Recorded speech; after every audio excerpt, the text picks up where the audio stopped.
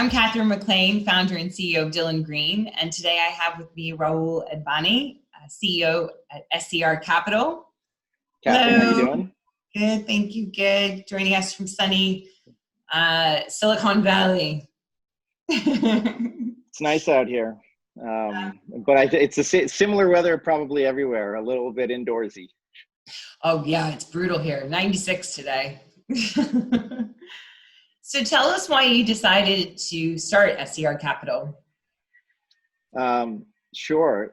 So first, SCR Capital, we're a private equity firm. And so SCR stands for Sustainable, Environmental, Renewable. And those are the three subsectors that we exclusively focus on. Mm-hmm. And decided to start it because really saw, or I should say felt that it was the right place to be at the right time. I think a few years ago, I might have felt a little bit early. Whether I'm right or wrong, that's another thing. But I think now, first, there was no firm that was independent, that was dedicated to investing in these sectors with the private lens and strategy that we're carrying forth. And so thought that there would be a market demand for that. Number two, really felt like now is the right time because sustainable solutions are now economic and increasingly in demand. And so where it once went from a fad, I think it's now, whether businesses are sustainable or not, there's this term greenwashing that goes out there, right? So, but I will say, to start an investment firm in this arena, on a more dedicated pure play basis, really to me felt like there was the opportunity to earn better returns than traditional kind of private investment returns because of the sustainable aspect of it. Yeah. And so to me, all of those things kind of built in together.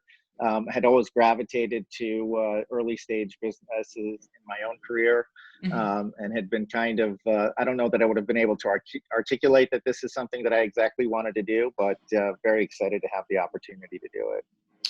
And what sort of lessons have you learned? What advice can you provide when you're starting your own business from the ground up?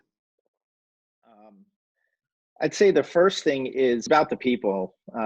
It's almost cliche to say, particularly when I'm talking with a recruiter, but it really is, because that's the tone for how you can really leverage yourself, how you can really just benefit from other people around you.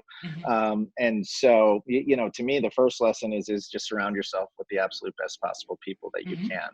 The second thing is that know what you're doing. It sounds like a simple piece of advice, but to me, if I didn't have the private equity investing experience, didn't have it with the team that I've been alongside, I don't know whether I'll be successful or not, but I at least have the confidence that we have a good shot, that we're a cohesive unit, and that we're all aligned together and transparent with one another. And that comes with history. It comes with the people themselves and the ultimate culture that we set out to have as part of our organization. And I know that you and I have talked many times about how important diversity is to you. And gender diverse companies are 21% more likely to financially outperform their less inclusive counterparts, while organizations with higher ethnic diversity are 33% more likely to outshine less diverse companies, that's according to McKinsey. Why do you think that's the case? Do you think maybe bringing different voices to the table or preventing groupthink? It's interesting. I want to start with a quote that I think I shared with you previously from Ruth Bader Ginsburg when she was asked how many justices on the Supreme Court should be women. And her answer is all of them, right? And to me, that's the exact right answer, right? That's the exact right mindset.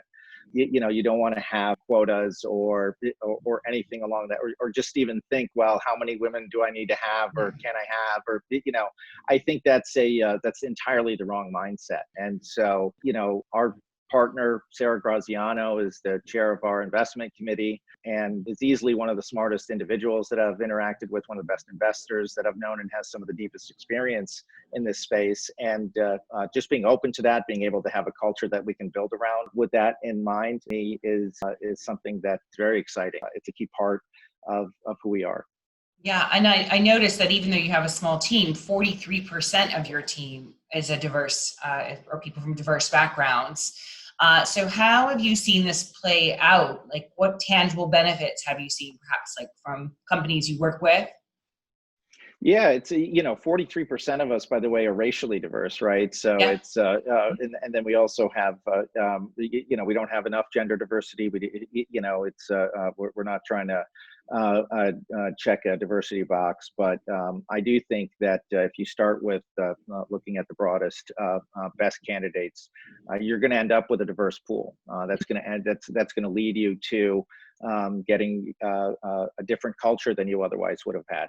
And I'm going to say a much better culture, one that's going to really drive a lot of respect and diversity of thought, and ideally, if done well, with transparency, with integrity, with authenticity, even vulnerability, right? I think these are all key elements of building a strong organization. And building a worthwhile experience, right? For myself, for my teammates, for all of us, for our executives, for our investors, for our community. And so to us, it's diversity, inclusion, it all just fits into that. Yeah, I think that's a really good point that you mentioned about vulnerability. It really does set the stage for how you operate with each other and the companies that work with you.